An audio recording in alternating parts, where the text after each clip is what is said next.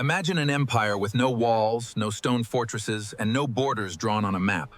Only the relentless power of the shifting tides. This was Srivijaya. For 500 years, it didn't rule through legions, but by controlling a single 50-mile-wide gateway that held the world's wealth captive. Instead of ruins, it left a ghost system, a network of secret oaths, silent harbors, and monasteries that functioned as the world's first corporate embassies. We usually look for pyramids or grand monuments to prove a civilization existed, but Srivijaya left us almost nothing made of stone. Ready to see how air and water built the wealthiest ghost empire in history? Subscribe now, and All Right Legends Pod. Let's dive into the story. Imagine an empire with no walls, no fortress, no castle keep, no curtain of stone, no moat cut into rock. Imagine an empire whose capital is built entirely of wood and thatch and river water, whose borders are not lines on a map, but currents in the sea, whose power is not measured in legions or cavalry, but in the number of ships that must stop, must pay, must ask permission before passing through a strait barely 50 miles wide that happens to connect half the world's trade to the other half. That empire existed. It was called Srivijaya, and for roughly 500 years, from the 7th century to the 12th, it was the gatekeeper of maritime Asia. I want you to hold that thought, an empire of water, because everything about Srivijaya resists the way we normally think about civilizations. We want monuments, we want pyramids, we want carved inscriptions running up a temple wall. Srivijaya gives us almost none of that. What it gives us instead is a system of oaths, of harbors, of Buddhist monasteries that doubled as diplomatic institutions, of tributary relationships maintained not by armies marching over land, but by fleets controlling sea lanes. And at the center of that system, on the banks of the Musi River in southeastern Sumatra, in a port city called Palembang, there was a man whose job it was to make the system work, day after day, ship after ship, monsoon after monsoon. His name, for our purposes, is Dapunta. Not a king, not a general, a harbor master, an oath keeper, a man who counted jars of camphor and weighed gold dust and recorded tallies on strips of lone tar palm and made sure that the enormous invisible machine of Srivijayan commerce kept turning. He inherited the post. His father held it. His grandfather held it. The post was older than any single ruler. It was the kind of job that empires depend on and never celebrate. Now, scholars debated for decades whether Srivijaya was even real. The name appears in Chinese court records, in the accounts of Arab geographers, in a handful of old Malay inscriptions found scattered across Sumatra and the Malay Peninsula, but no grand ruins, no Angkor, no Borobudur, though Borobudur was built within Srivijaya's sphere of influence. The French scholar Georges Codès published a landmark paper in 1918 arguing that Srivijaya was a major polity. The Bulletin de l'École Française d'Extrême Orient carried his argument, and even then, acceptance was slow. It took decades of cross-referencing Chinese dynastic histories, particularly the records of the Tang dynasty's tribute system preserved in texts like the Xin Tang Shu, with Arabic sources like the accounts of the geographer Ibn Hurdadbeh from the 9th century, to build a picture of what Srivijaya actually was. The picture that emerged was startling. A maritime empire that stretched from southern Sumatra to parts of Java, the Malay Peninsula, and possibly portions of Borneo, not through conquest in the conventional sense, but through control of maritime trade choke points and the loyalty networks that radiated outward from its port capital. Dapunta's world, then. Let me put you in it. Palembang sits roughly 80 kilometers upriver from the coast. That matters. It is not a coastal city exposed to raiders. It is a riverine city, accessible to large ships that could navigate the Musi, but sheltered. The river widens at Palembang into a kind of natural harbor flanked by marshland and dense tropical forest. The houses are built on stilts. The warehouses are built on stilts. The docks extend on wooden pilings into the current. Everything floats or stands on legs above the water. During the wet monsoon, the entire landscape floods, and the city becomes a lattice of boats and raised walkways connecting island-like platforms of habitation. During the dry season, the mud flats emerge and the river drops, and the city reconfigures itself around the lower waterline. Dapunta wakes before dawn. The air is already thick. The equatorial humidity of southern Sumatra never relents. He hears the river before he sees it. The slap of water against hull wood, the creak of mooring ropes, a rooster somewhere in the settlement behind his house. He swings his legs off a sleeping platform, raised, always raised because the floor is sometimes river, and pulls on his sarong and walks barefoot along a plank walkway to the main dock, where his tallying station is set up under a palm thatch roof. 3 assistants are already there. 2 are checking the morning's list of ships expected on the incoming tide. 1 is grinding ink. The ships. This is the engine of everything. The Strait of Malacca, the narrow passage between the Malay Peninsula and the island of Sumatra, is the funnel through which virtually all east-west maritime trade must pass. Silk from China going west, spices from the Moluccas going west, frankincense from Arabia going east, cotton textiles from India going east, Buddhist manuscripts, pilgrims, diplomats, enslaved people, ivory, tin, camphor, sandalwood, cloves, pepper, all of it passes through the strait, and Srivijaya sits at the strait's southeastern terminus like a customs house at the mouth of a river. You do not pass without stopping. You do not stop without paying. That is the arrangement. That is the oath. The oath system is something I need to explain because it is central to how Srivijaya worked. Dapunta's role is not merely commercial, it is ritual. When a new trading partner, a ship captain from the Chola coast, a merchant syndicate from Gwangju, a Malay chieftain from the peninsula, enters into a formal relationship with the Srivijayan Port Authority, there is a ceremony. We know this because of the Srivijayan inscriptions themselves. The Talaga Batu inscription, found near Palembang and dated to the late 7th century, is a long Old Malay text inscribed on stone that describes in explicit and frankly terrifying detail the curses that will befall anyone who breaks their oath of loyalty to the ruler of Srivijaya. The inscription names specific officials, harbor masters, ship captains, military commanders, regional chiefs, and binds them through imprecation. If you betray the oath, your crops will fail, your family will sicken, your ships will founder.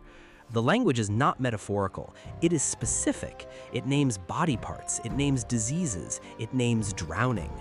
Dapunta administers a version of this oath every time a significant new relationship is formalized. The ceremony takes place at a sacred site, possibly a river confluence, possibly a stone with a water spout, as the Talaga Batu inscription itself is carved with a naga-headed water channel at the top, suggesting that ritually charged water flowed over the inscription during ceremonies. The oath is Buddhist in framework, Srivijaya is profoundly, institutionally Buddhist, but the curses are older than Buddhism, rooted in Austronesian spiritual traditions of oath and imprecation that predate any Indian religious influence. This is how you hold together a maritime empire without walls. You bind people with words. You make the words sacred. You attach consequences to the breaking of words. And you station harbor masters at every critical node to ensure that the words are honored in practice, that tribute is collected, that ships are directed, that the system continues. A ship arrives. Let me walk you through what happens. It is a merchant vessel from the Coromandel coast, southeastern India. It carries cotton textiles packed in waterproof wrapping, small quantities of carnelian beads, a chest of worked copper, and 3 Buddhist monks bound for the great monastery at Palembang to study Sanskrit texts before continuing east to China. The ship is a sewn plank vessel, no nails, the planks lashed together with coconut fiber cord and caulked with a mixture of resin and oil. It carries a crew of perhaps 40, with a captain and a supercargo who manages the commercial cargo on behalf of a merchant guild based in Nagapattinam. The ship anchors in the river roads below Palembang. A pilot boat, Srivijayan, manned by local river specialists, comes alongside. This is mandatory. You do not navigate the Musi to the port without a Srivijayan pilot.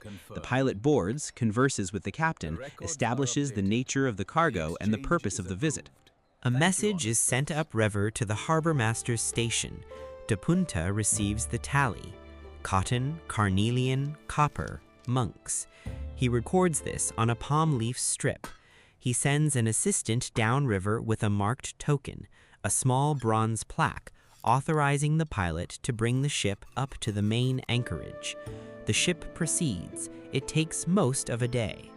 When the ship reaches the main dock, the supercargo disembarks and presents himself at Dapunta's station. There is a formal exchange. Gifts, small, symbolic. Then negotiation. The port levy is assessed, a percentage of the cargo's value, payable in kind or in weighed gold. The percentage is not arbitrary. It follows established precedent. Dapunta knows the rate for cotton from Coromandel. He knows the rate for carnelian. He knows the rate for copper. The monks are exempt. Buddhist clergy travel under the protection of the Maharaja's patronage, but a donation to the monastery is expected, and Dapunta notes whether it is given. The supercargo pays. The cargo is unloaded into a Srivijayan warehouse. Some of it will be re-exported on other ships heading east toward Java or north toward the Malay Peninsula, or further east toward China. Some of it will remain in Palembang for local consumption or redistribution to upriver communities. The cotton in particular is valuable locally. Sumatra produces no cotton of its own, and the demand for Indian textiles is enormous. The monks disembark separately. They are escorted with genuine respect to the monastery complex. And here I need to pause and talk about the monastery because it is not incidental to Srivijaya, it is structural. The Chinese Buddhist monk Yi Jing, this is a real person, a Tang dynasty pilgrim who traveled to India and back between 671 and 695 CE, stopped at Srivijaya twice. He stayed for extended periods, studying Sanskrit grammar and copying manuscripts. His account, preserved in the text known as the Record of Buddhist Practices Sent Home from the Southern Sea, describes Palembang as a major center of Buddhist learning.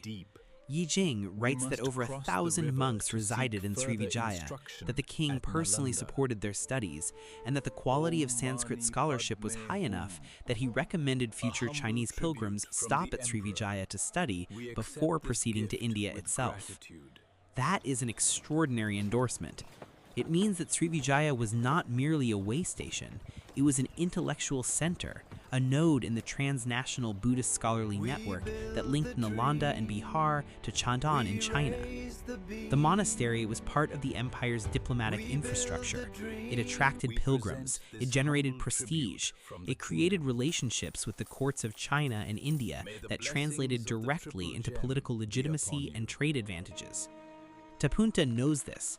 He has watched foreign monks come and go for decades. He has seen the monastery expand, new timber buildings, new manuscript collections, new residences for visiting scholars. He has seen the donations that flow in from the Maharaja's treasury and from foreign courts sending gifts to honor the Buddhist institution. He understands without anyone having to tell him that the monastery and the port are the same thing, two expressions of a single system that draws the world to Palembang and extracts value from the passage. Let me widen the lens. Srivijaya's reach is staggering for a polity that built in wood. At various points between the 7th and 11th centuries, Srivijayan influence extended across the Strait of Malacca to the Malay Peninsula. Inscriptions in Old Malay have been found as far north as Nakhon Si Thammarat in what is now southern Thailand. The tin-producing regions of the peninsula were critical to Srivijayan commerce. Tin was one of the most traded commodities in the Indian Ocean network. Srivijaya likely controlled or heavily influenced the port of Kedah on the peninsula's western coast, a major transshipment point for goods crossing overland from the Gulf of Thailand to the Strait of Malacca, bypassing the pirate-infested waters around Singapore. To the southeast, Srivijaya's relationship with Java is complex and not fully understood. The Sailendra dynasty of Central Java, the builders of Borobudur, may have had dynastic connections to Srivijaya. Some scholars argue that the Sailendras were originally a Srivijayan ruling family that established themselves in Java. Others reverse the relationship. What is clear is that Java and Srivijaya were linked by trade, rivalry, religion, and probably blood. The Javanese were rice surplus producers and spice intermediaries. Srivijaya was the maritime bottleneck. They needed each other and they competed with each other, and at some points they may have been ruled by the same family. To the east, Srivijaya's commercial reach extended into the Spice Islands, the Moluccas, source of cloves, nutmeg, and mace, the commodities that would eventually draw Portuguese and Dutch ships halfway around the world. Srivijaya did not control the Moluccas directly, but it controlled the routes by which Molukkan spices reached the wider Indian Ocean market. If you were a Molukkan spice trader, you sold through Srivijayan intermediaries, or you did not sell at all. To the west, Srivijayan trade relationships reached India, Sri Lanka, the Arab world, and possibly East Africa. Arab geographers of the 9th and 10th centuries, writers like Abu Zaid al-Sirafi and the anonymous author of the Akbar al-Sin wal Hind, describe a kingdom they call Zabag or Shribuza, which scholars identify with Srivijaya. They describe it as fabulously wealthy, militarily powerful at sea, and ruled by a Maharaja whose authority derived from both Buddhist piety and maritime force. One Arab source describes the Srivijayan ruler's palace as being on the river, accessible by boat, surrounded by water, consistent with what we know of Palembang's geography.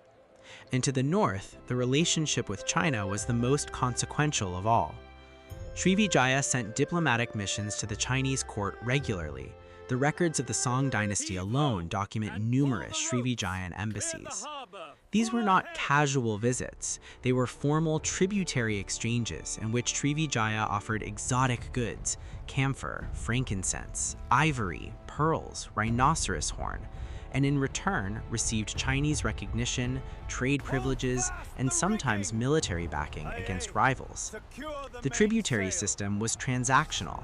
Srivijaya understood that Chinese recognition was the most valuable currency in East and Southeast Asian geopolitics, and it invested heavily in maintaining that recognition. Dapunta seized the Chinese tribute ships. They arrive on the northeast monsoon, November, December, January.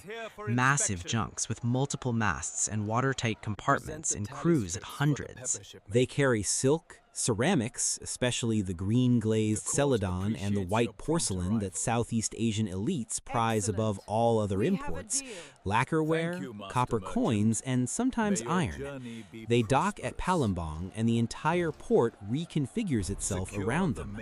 The Chinese trade delegations are large, well-organized, and demanding. They expect protocol. They expect the harbor master to know the forms. Dapunta knows the forms. His grandfather taught them to him. The exchange with the Chinese ships is the single most important commercial event of the year. The volume of goods that changes hands during the monsoon trading season, when the winds allow the long passage from southern China to the strait, dwarfs everything else. Dapunta's tallies for a single Chinese junk can exceed the combined tallies for a dozen Indian vessels. The Chinese want camphor. Sumatran camphor is considered the finest in the world, distinct from and far more valuable than Chinese camphor. They want frankincense for Buddhist rituals. They want rhinoceros horn for medicine.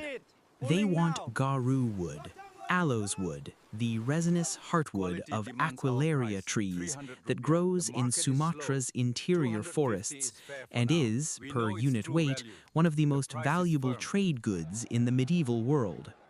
Getting the garu wood to Palembang is itself an enterprise. The trees grow in the mountainous interior of Sumatra, in forests controlled by upland communities who have their own political structures, their own loyalties, and their own sense of what the resin is worth. Dapunta does not deal with them directly. There are intermediaries, river traders who navigate the Musi's tributaries into the highlands, who maintain relationships with the forest communities, who bring the garu wood downstream in small boats packed with fiber wrapping. The intermediaries take their cut. The forest communities take their cut. By the time the garu wood reaches Dapunta's warehouse, it has passed through 4 or 5 sets of hands, and each set has added margin. The final price paid by the Chinese merchant is astronomical, and Srivijaya takes its percentage at every stage. This layered extraction system is the actual mechanism of Srivijayan power. The Maharaja does not rule by fielding infantry, he rules by sitting at the center of a web of commercial relationships that generate revenue at every node. The port levy is only the most visible tax. There are anchorage fees, pilotage fees, warehouse fees, fees for fresh water, for provisions, for ship repair. There are unofficial fees, gifts expected by officials, payments to local power brokers who control access to specific commodities. The system is enormous, and Dapunta is one of its key administrators. But I want to talk about what holds the system together beyond commerce, because commerce alone does not explain Srivijaya's longevity. The answer is religion, specifically Vajrayana Buddhism, the tantric esoteric form of Buddhism that emphasizes ritual, mantra, mandala, and the role of the guru. Srivijaya was one of the great centers of Vajrayana Buddhism in the world. The Nalanda connection was direct. Monks trained at Nalanda in Bihar came to Srivijaya to teach. Monks from Srivijaya went to Nalanda to study. The 11th century Bengali Buddhist scholar Atisha, Dipankara Sri Jnana, one of the most important figures in the transmission of Buddhism to Tibet, studied in Srivijaya for 12 years under a master named Dharmakirti before traveling to Tibet. 12 years in Sumatra. This is attested in Tibetan biographical sources, particularly the hagiographies compiled by later Kadampa and Gelug scholars. It means that Srivijaya was not peripheral to the Buddhist intellectual world. It was central. It was a place where serious scholars came to spend a decade. The religious infrastructure was also political infrastructure. The Maharaja of Srivijaya was a Dharmaraja, a righteous king in the Buddhist mold, whose legitimacy derived from his support of the Sangha, the monastic community. The monasteries were not just schools, they were diplomatic instruments. When the Maharaja sent a tribute mission to China, monks often accompanied it. When a foreign ruler sent gifts to Srivijaya, the gifts often went to the monastery. The monastery was the public face of Srivijayan civilization, the thing that made Srivijaya legible and respectable to other Buddhist polities across Asia. Dapunta participates in this. He attends ceremonies at the monastery. He makes donations. He ensures that visiting monks are well treated at the port. When a monastery official requests a specific shipment, perhaps manuscripts from India, perhaps ritual implements from Java, Dapunta prioritizes the request. The monastery and the port exist in a relationship of mutual reinforcement that neither party would think to question. Now, the turn. Srivijaya did not fall in a single catastrophe. It did not burn. It did not flood. No volcano erased it. What happened was slower and in some ways more devastating. The roots changed. The first blow came from Java. In the late 10th century, the Javanese kingdom of Mataram, under a ruler sometimes identified as Dharmawangsa, launched an attack on Palembang. The details are fragmentary, but the inscription, known as the Calcutta Stone, a damaged old Javanese record, and cross-references in Chola dynasty South Indian inscriptions, suggests that the attack was significant and that Srivijaya was temporarily destabilized. Dapunta, our Dapunta, the one we are following, is old now. He is in his late 50s, which in this era and this climate is very old. He has survived fevers. He has survived a marriage that ended with his wife's death in childbirth. He has trained a nephew to take over the harbor master's station. He has watched the monsoon come and go 40 times, and now the Javanese are raiding. The raid does not reach the harbor master's station. It strikes at the outer approaches, the river mouth, the coastal settlements, but the disruption ripples upstream. Ships divert. Merchants who would have anchored at Palembang sail instead to alternative ports, Kedah on the Malay Peninsula or emerging harbors in eastern Java. The tallies drop. Dapunta notices. The revenue decline is real. The Maharaja increases demands on the remaining traders to compensate, which makes the port less attractive, which drives more traders away. The spiral has begun. The second blow came from the Cholas. In 1025 CE, this is after our Dapunta's time, but the architecture of the collapse is already being built during his lifetime, the Chola dynasty of southern India launched a massive naval expedition against Srivijaya. The Chola king Rajendra I, fresh from conquests across southern India and Sri Lanka, sent a fleet across the Bay of Bengal that struck at Srivijayan-controlled ports across Sumatra and the Malay Peninsula. The Tanjore inscription, a Chola dynasty record found in Tamil Nadu, lists the places attacked: Kadaram, identified with Kedah, Srivijaya itself, and a string of other port polities along the strait. The raid was devastating. It did not permanently destroy Srivijaya. The polity continued in diminished form for another 2 centuries, but it shattered the illusion of maritime invulnerability that had been Srivijaya's primary asset. Why did the Cholas attack? Likely because Srivijaya was interfering with direct Chola access to Chinese markets. The whole point of Srivijaya was intermediation. It sat between India and China and extracted value from the passage. The Cholas wanted to cut out the middleman.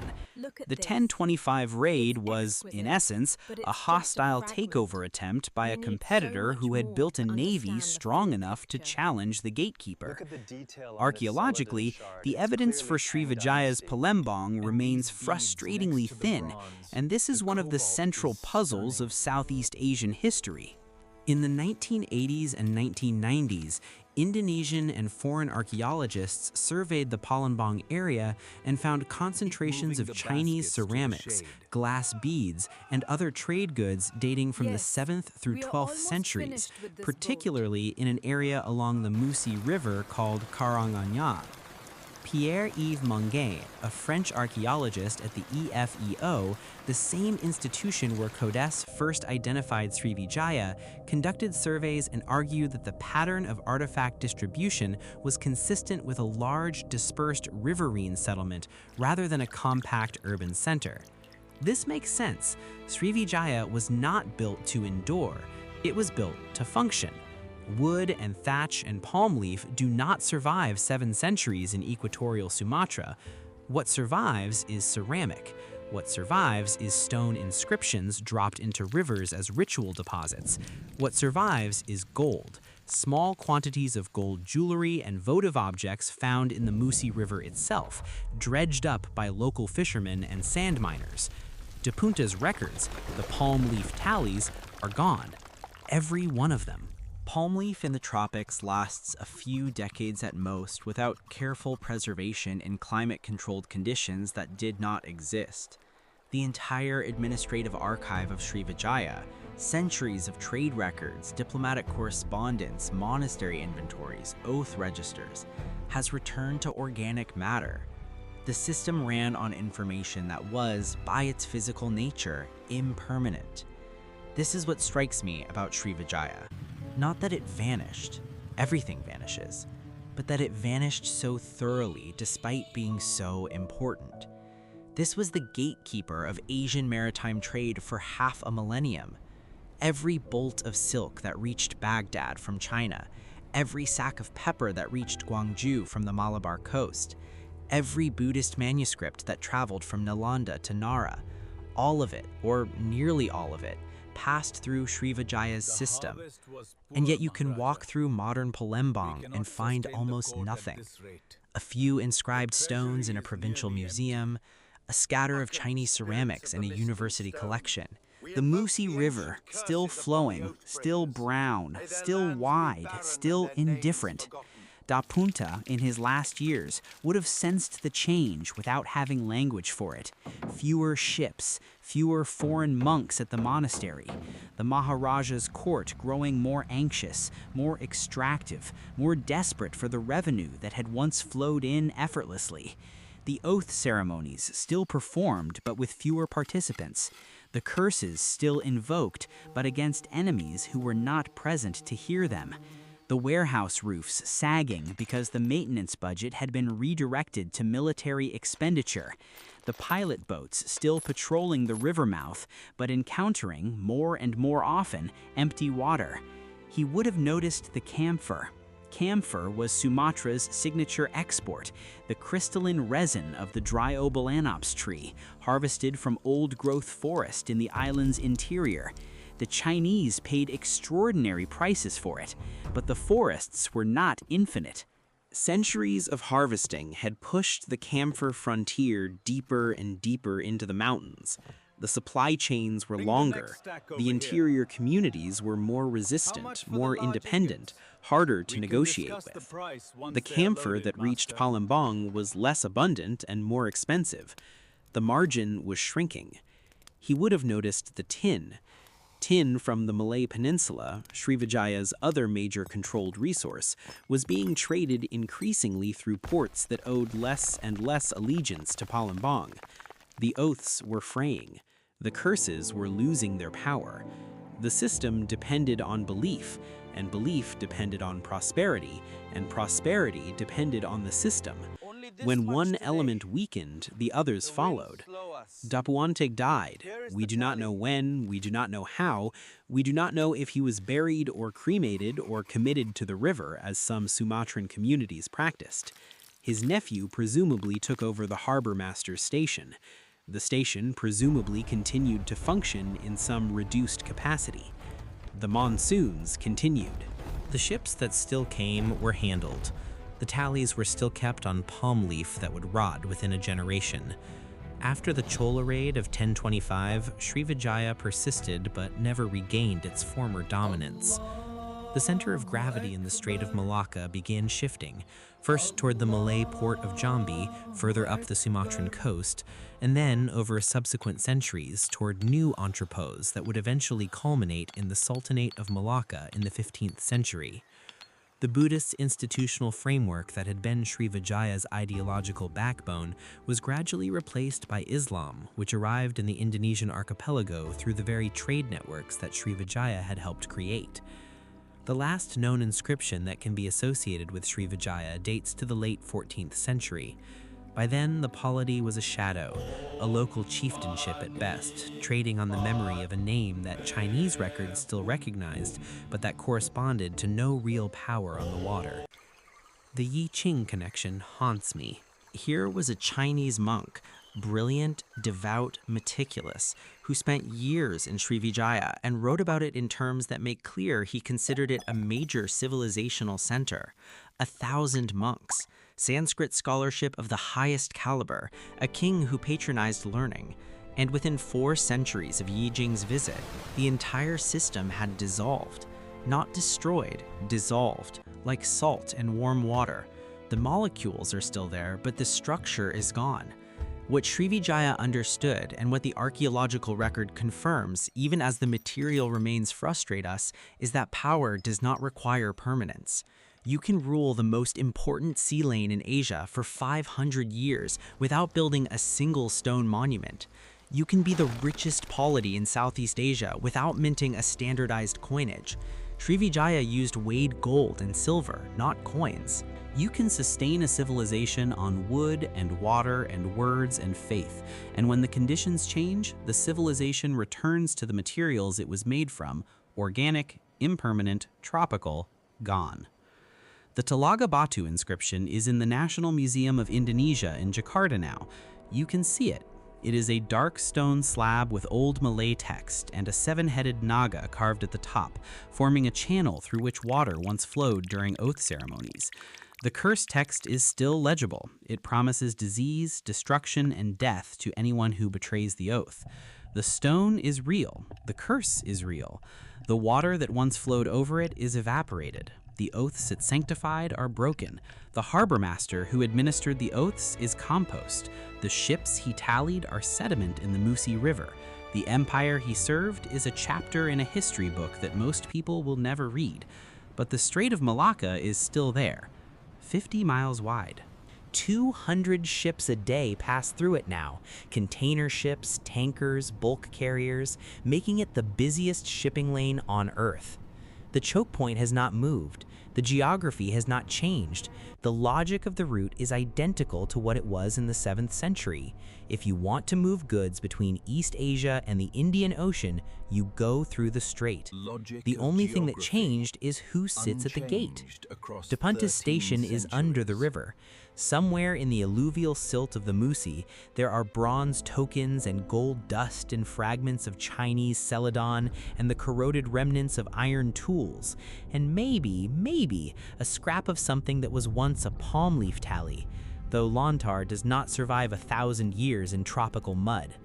The Indonesian government has designated parts of the Palembang riverbank as archaeological heritage zones. Sand mining, which for decades has been pulling artifacts out of the river and selling them on the black market, has been restricted, though enforcement is inconsistent. Occasionally, a fisherman pulls up a gold ring or a bronze Buddha or a ceramic shard that university researchers date to the 9th century and file in a catalog that grows thicker each year without ever resolving into a complete picture. Srivijaya does not resolve. That is the point. It was not built to resolve. It was built to function, and when it stopped functioning, it stopped existing, because there was nothing left to exist except function.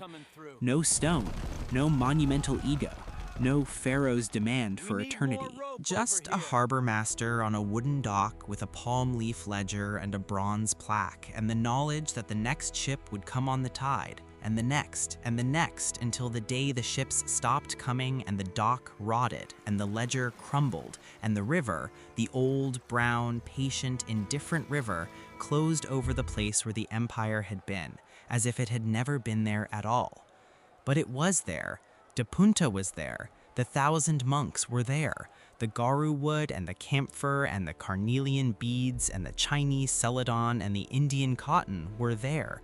The oaths were spoken, the curses were invoked, the water flowed over the stone, the ships anchored in the river roads, the tallies were kept, the monsoon came and the monsoon went, and for 500 years the system held.